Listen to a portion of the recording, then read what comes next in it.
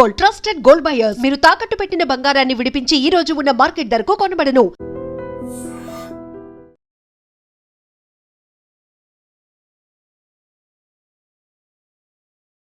నమస్తే, welcome to I dream talking point with కవిత.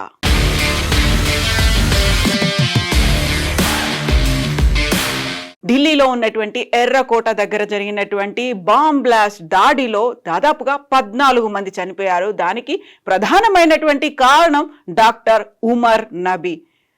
ఫరీదాబాద్లో ఉన్నటువంటి అల్ ఫలాహ్ యూనివర్సిటీకి చెందినటువంటి ఉమర్ నబీ మరణానికంటే ముందు, బాంబ్ బ్లాస్ట్ కంటే ముందు తను చేసినటువంటి ఒక సెల్ఫీ వీడియో ఇప్పుడు వైరల్ అవుతుంది.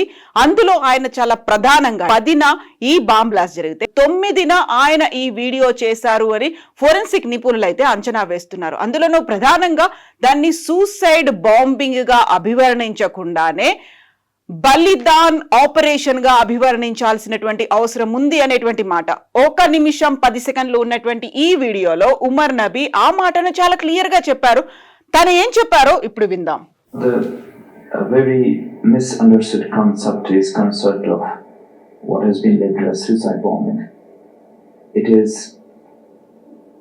martyrdom operations, and it is being known in Islam. There are multiple contraindications. I mean, there are multiple arguments that have been brought against it. Martyrdom operations. When a person presumes that he is going for sure die at a particular place, at a particular time, that he is going for sure die at a particular place, at a particular time, he goes against the presumption that a particular is going to die in a particular situation. It's not, we don't have situation. So ఇది ఉమర్ నబీ చెప్పినటువంటి మాట. చాలా వరకు ఒక misconception అయితే ఉంటుంది suicide bombing కి సంబంధించి. కాకుంటే అది సూసైడ్ బాంబింగ్ కాదు, బలిదాన్ ఆపరేషన్. చాలా వరకు ఏ సమయంలో ఎక్కడ ఎప్పుడు ఎలా చనిపోతారు అనేది తెలిసి ఉంటుంది, ఒక సిచ్యువేషన్ అనేది ఉంటుంది, ఏ ప్రాంతంలో చనిపోతున్నాము అనేది కూడా ముందు తెలిసి ఉంటుంది. ఉన్నటువంటి మిస్కన్సెప్షన్ అంతా దాన్ని సూసైడ్ బాంబ్ అనుకుంటారు, బట్ అది కాదు. దాన్ని మనం బలిదాన్ ఆపరేషన్ గా భావించాల్సినటువంటి అవసరం ఉంది. ఆ సిచ్యువేషన్ అనేది ముందే మనకు అర్థమైపోతుంది అని ఉమర్ నబీ చెప్పినటువంటి ఈ వ్యాఖ్యలు చాలా కీలకంగా మారాయి. అందులోనూ ఆ రోజు బాంబ్ బ్లాస్ట్ జరిగిన తర్వాత అది ఉమర్ నబీదే అని చెప్పడానికి కూడా ఆ మానవ శకలాల నుంచి, అక్కడ ఛిద్రమైపోయినటువంటి ఆ కారులో పడి ఉన్నటువంటి ఆ అవయవాల నుంచి, అవశేషాల నుంచి సేకరించినటువంటి డిఎన్ఏని ఉమర్ నబీ ఫ్యామిలీ మెంబర్స్ తో పోల్చి చూసినప్పుడు ఆ డిఎన్ఏ కూడా సరిపోయింది. అయితే ఉమర్ నబీ రిలేటివ్స్ కావచ్చు, పేరెంట్స్ కావచ్చు చెప్తున్నటువంటి ఒక మాట, ఉమర్ నబీ చాలా మంచివాడు అనే మాట. ఆయన ఈ మధ్య అలా మారిపోయాడని. అక్టోబర్ 30 నుంచి అల్ ఫలాహ్ యూనివర్సిటీకి అతను వెళ్ళడం మానేశాడు. ఢిల్లీ ఫరీదాబాద్ మధ్య ఈ మధ్య కాలంలో విపరీతంగా తిరుగుతూ వస్తున్నాడు. దీంతో పాటుగా ఢిల్లీలో ఉన్నటువంటి రామ్లీలా మైదాన్ పక్కనే ఉన్నటువంటి మసీదు కూడా రెగ్యులర్ గా ఉమర్ నబీ అటెండ్ అవుతున్నాడు అనేటువంటి మాట. ఈ టెర్రరిస్టులతో తనకి సంబంధాలు పెరిగిన తర్వాతే ఉమర్ నబీలో ప్రవర్తనలో మార్పు వచ్చింది అనే మాట కుటుంబ సభ్యులు అయితే చెప్తున్నారు. అందులోనూ ప్రధానంగా జైషే మహమ్మద్కి చెందినటువంటి ఉగ్రవాదులను తను జమ్మూ కాశ్మీర్లో కలుసుకున్నాడు. జమ్మూ కాశ్మీర్లో కలుసుకున్న తర్వాత పుల్వామాలోని కోయిల్ దగ్గర ఈయన విలేజ్ అనేది ఉంది. అప్పటి నుంచే కాశ్మీర్లో కలిసిన దగ్గర నుంచి ఉమర్ నబీ ప్రవర్తనలో మార్పు వచ్చింది. వారిని కలిసిన తర్వాత హవాలా మార్గాల్లో డబ్బులు కూడా తెప్పించుకున్నాడు. ఆ తర్వాత టర్కీకు కూడా వెళ్ళొచ్చాడు. ఉగ్రవాద కార్యకలాపాల్లో భాగంగా అక్కడి వాళ్ళతో సంబంధాలు డెవలప్ చేసుకోవడంలో భాగంగా టర్కీకి కూడా వెళ్ళి వచ్చాడు అనేటువంటి మాటనైతే ఉమర్ నబీ కుటుంబ సభ్యులు చెప్తున్నారు. సో ఇప్పుడు ఇది కీలకంగా మారింది.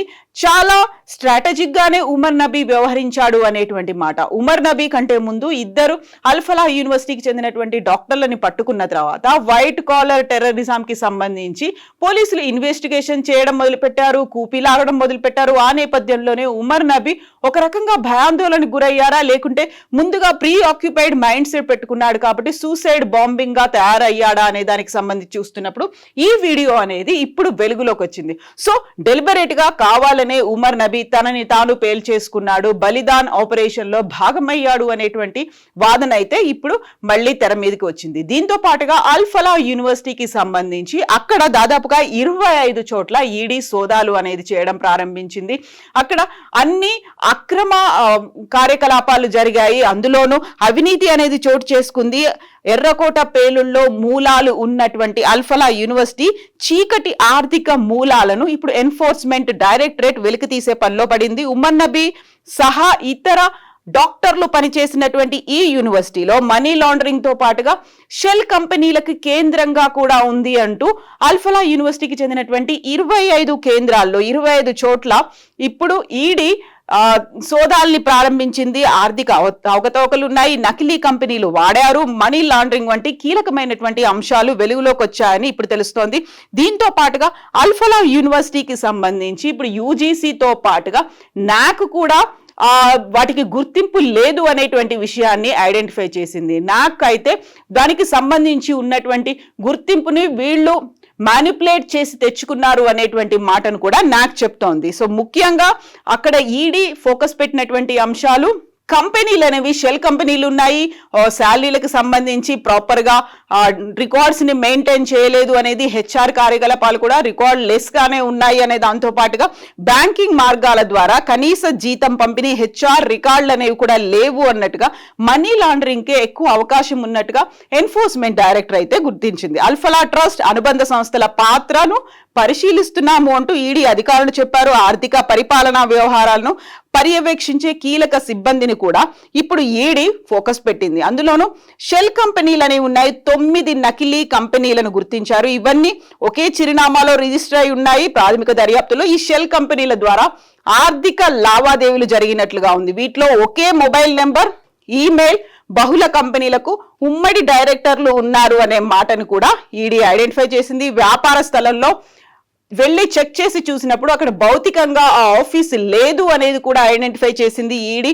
దీంతో పాటుగా పిఎఫ్ తో పాటుగా ఈపీఎఫ్ వీటన్నిటికీ సంబంధించినటువంటి ప్రాపర్ మెయింటెనెన్స్ అనేది లేదు, రికార్డ్స్ అనేవి లేదనేది కూడా ఐడెంటిఫై చేసింది. అందులోనూ ప్రధానంగా జరిగినటువంటి అవకతవకల మీద అల్ ఫలాహ్ యూనివర్సిటీ అయితే ఇప్పుడు ఫోకస్ ఉంది, ఈడీ దాని మీద దృష్టి పెట్టింది. సో ఇప్పుడు అల్ ఫలాహ్ యూనివర్సిటీకి నిషేధిత ఉగ్రవాద సంస్థలతో పాటుగా జైషే మహమ్మద్ కు మధ్య ఉన్నటువంటి ఆర్థిక కలాపాలను, దాంతో పాటుగా జరిగినటువంటి లావాదేవీలకు సంబంధించినటువంటి చిట్టాను ఛేదించే లక్ష్యంతో ఢిల్లీ, ఫరీదాబాద్లో ఏకంగా ఈడీ 25 చోట్ల 25 వేర్వేరు ప్రాంతాల్లో ఈడీ అయితే దర్యాప్తు చేపట్టింది. అల్ ఫలాహ్ విశ్వవిద్యాలయం యజమానులతో పాటుగా సంబంధిత వ్యక్తులు ఈడీ మనీ లాండరింగ్ నిరోధక చట్టం కిందికి వస్తున్నాయి అనే దాన్ని ఐడెంటిఫై చేసింది. విశ్వవిద్యాలయంలో ఆర్థిక లావాదేవీలు, ఫీజుల వసూళ్లు, నిధుల మళ్లింపు తదితర అంశాల మీద దర్యాప్తు అనేది ఈడీ ఇప్పుడు లోతుగా చేపట్టింది. ఇందులో కీలకమైనటువంటి పత్రాలు, డిజిటల్ ఆధారాలు, ఆర్థిక వివరాలను స్వాధీనం చేసుకున్నట్టుగా ఐడెంటిఫై చేశారు. ఈ నేపథ్యంలోనే అధికారులు డ్రోన్లతో పాటుగా వివిధ రకాల మారణాయుధాలను కూడా కనుక్కున్నారు. సూసైడ్ బాంబ్ ఉమర్ నబీ సహచరుడైనటువంటి జహీర్ బిలాల్ వాణి అలియాస్ డానిష్ ని కూడా అరెస్ట్ చేశారు. అరెస్ట్ నేపథ్యంలోనే డ్రోన్ల ద్వారా ఒక అటాక్ చేయాలి అనేటువంటి ఒక ప్లాన్ ఉందనేది ఆ డానిష్ కూడా వివరించారు. దాన్ని ఐడెంటిఫై చేశారు. డ్రోన్లకు ఆయుధాలు బిగించడంలో డానిష్ ఉమర్ నబీకి అత్యంత సన్నిహితుడైనటువంటి డానిష్ నిష్ణాతుడని, అందులో నిపుణుడు అనేటువంటి ఐడెంటిఫై చేశారు. అందులో సాంకేతిక సహకారాన్ని డానిష్ అందిస్తూ వస్తున్నాడు. కార్ బాంబు దాడికి ముందు డ్రోన్లకు రాకెట్లు ఉపయోగించాలని ప్రణాళికలు కూడా ఉన్నాయి. ఇవన్నీ కూడా కుదిరితే December 6th దాన్ని ఒక బ్లాక్ డేగా భావిస్తూ వస్తున్నారు. December 6th చేయాలని, అది కాకపోయినట్టయితే ఏకకాలంలో డిసెంబర్ 6న దేశవ్యాప్తంగా అమలు చేయాలి. ఒకవేళ అది కాకపోతే రెడ్ ఫోర్ట్ దగ్గర జనవరి 26న చేయాలి అనేటువంటి ప్రణాళికని ఈ white collar terror eco system లో ఉమర్ నబీతో పాటుగా డానిష్ కూడా ప్లాన్ చేశారు. అందులోనే పవర్ఫుల్ బ్యాటరీలు ఉపయోగించి భారీ ఆయుధాలను కెమెరాలను బిగించాలని, వీటన్నిటిని డ్రోన్ల ద్వారా రాకెట్ల ద్వారా ప్రయోగించాలి అనేది. దీంతో పాటుగా సరికొత్తగా ఉపయోగించుకున్నటువంటి టెక్నాలజీని కూడా యూజ్ చేసుకోవాలి. ఇప్పుడు ఏదైతే బాంబు పేలిందో మదర్ ఆఫ్ సాటర్న్ గా పిలుస్తున్నారు, ఆ తరహా విధ్వంసాలు చెయ్యాలి అనేటువంటి ప్రణాళికను కూడా ఏర్పాటు చేసుకున్నారు. ఈ డ్రోన్ల ద్వారా దాడులు చెయ్యాలి అనేది. ఎలా అయితే 2023లో ఇజ్రాయెల్లో హమాస్ ఉగ్రవాదులు దాడి చేశారో అలాంటి దాడినే చేయాలని, దానికి కావలసినటువంటి కంప్లీట్ సహకారాన్ని ఇటు హమాస్ దగ్గర నుంచి కావచ్చు, లేకుంటే టర్కీకి వెళ్ళి టర్కీ దగ్గర నుంచి, అలాగే జైషే మహమ్మద్ నుంచి వివరాలు కూడా సేకరించారు. ఒక పక్కా ప్లాన్డ్ గా ఐడెంటిఫై చేశారు. బట్ ఇదంతా కూడా శ్రీనగర్ లో అక్కడ జైషే మహమ్మద్ కి సంబంధించి పోస్టర్లు అంటిస్తున్నటువంటి వ్యక్తులు ఎవరు అనేది ఐడెంటిఫై చేసినప్పుడు ఇదంతా బయటపడింది. అందులోనూ ఉమర్ నబీకి సంబంధించి 2900 కేజీల పేలుడు పదార్థాల తయారీకి ఉపయోగించేటువంటి ఆ వస్తువులని పట్టుకున్నప్పుడు ఉమర్ నబీ తనని తాను పేల్చేసుకున్నాడు. సూసైడ్ బాంబర్ లా కాకుండా బలిదాన్ ఆపరేషన్ లో తను భాగమయ్యాను అనేటువంటి భావనతో ఉమర్ నబీ అది చేశాడు, ఈ బాంబ్ బ్లాస్ట్ చేశాడు అనేది. 14 మంది మరణించారు. ఒకవేళ అది కనుక జరగకపోయి ఉంటే, ఐడెంటిఫై కనుక చేయకపోయి ఉంటే, దేశవ్యాప్తంగా డిసెంబర్ 6న పలు ప్రాంతాల్లో దాడులు, అందులో రద్దీ ప్రాంతాల్లో దాడులు చేయాలనేటువంటి ప్లాన్ ఉంది. ఇది గత దీపావళి నుంచి ఉంది. దీపావళి ఆ రోజు జరగలేదు, ఆ తర్వాత డిసెంబర్ 6th అనుకున్నారు. డిసెంబర్ 6th కూడా కాకపోతే నెక్స్ట్ జనవరి 26th అనేటువంటి ప్లాన్ కూడా ఉంది. ఓవరాల్ గా అయితే ఇప్పుడు అల్ఫలా యూనివర్సిటీ, అందులో white collar terrorism eco system కి సంబంధించి ఒక్కొక్కటిగా అయితే అన్ని వెలుగులోకి వస్తున్నాయి. బట్ అన్ని ప్రాంతాలు అప్రమత్తమై ఉండాల్సిన అవసరం ఉంది అనేది ఈ ఉమర్ నబీకి సంబంధించి వీడియో వెలుగులోకి వచ్చిన తర్వాత సో చాలా వరకు అందరినీ బ్రెయిన్ వాష్ చేస్తున్నాడు. ఆ దిశగా సూసైడ్ బాంబర్లుగా తయారు చేయడానికి ఉమర్ నబీ తనను తాను ఉపయోగించుకోవడమే కాదు, చుట్టుపక్కల ఉన్నటువంటి వారిని కూడా ఇన్ఫ్లుయెన్స్ చేసేవాడు అనేటువంటి వాస్తవాలు కూడా ఇప్పుడు నిఘా అధికారులకి లభిస్తున్నాయి. సో అలర్ట్ అవ్వాల్సిన అవసరం ఉంది. ఇప్పుడు దొరికినటువంటి కేవలం టెర్రరిస్టులు లేకపోతే ఆ మాడ్యూలు ఏంటి అనేది ఐడెంటిఫై చేయడం దీంతోనే సరిపోదు, ప్రతి క్షణం నిఘా అవసరం ఉంది అనేటువంటి మాట కూడా వినిపిస్తోంది. యాక్చువల్ గా ఇంత పెద్ద మొత్తంలో వీరికి డబ్బుతో పాటుగా ఈ మారణాయుధాలు, డ్రోన్స్ ఇవన్నీ ఎక్కడి నుంచి వస్తున్నాయి, ఎక్కడ లోపం జరుగుతోందని మీరు భావిస్తున్నారో కామెంట్స్ రూపంలో తెలియజేయండి. And for more videos, Please subscribe to iDream. Please subscribe to iDream. Please subscribe iDream. And please subscribe to iDream. For more videos, subscribe to iDream. please like, share and subscribe to the channel. Congratulations, iDream. Subscribe to iDream. Subscribe to iDream. So subscribe to iDream Media. iDream ki iDream team andarki huge congratulations. Please subscribe iDream Media. Please subscribe to iDream. Subscribe iDream. Please subscribe to iDream. iDream అంటే నా కళల ఛానల్ను subscribe చేసుకున్న నోరు తిరుగుతలేదు, మీరైతే గంట గుర్తు కొట్టండి. For more such videos, please subscribe to iDream. Subscribe to iDream. Please subscribe to iDream. Please subscribe iDream Media. Please do subscribe to iDream. Please subscribe to iDream Media. For best entertainment and information, please subscribe iDream. And don't forget to subscribe to iDream.